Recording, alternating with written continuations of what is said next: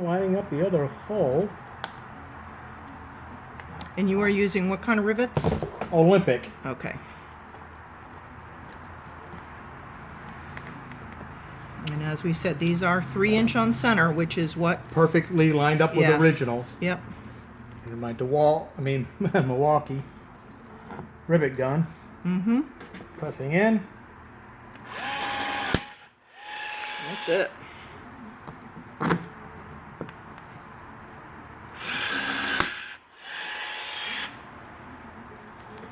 And then later on we'll par bond around them. Right. Mm-hmm. And it's rubberized. Yep. In the back of the light, had a little cone. So you put par bond in the hole, and you push it in, and it will make a seal around that, and it will bond it together, closing that hole up. Par bond these, par bond those, put them on, good to go. Now, do you need to shave those rivet heads at all, or no? I don't really have to. I No. mean, you're not going to see them. Right.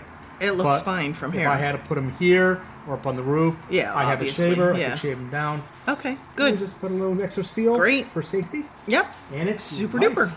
It's great.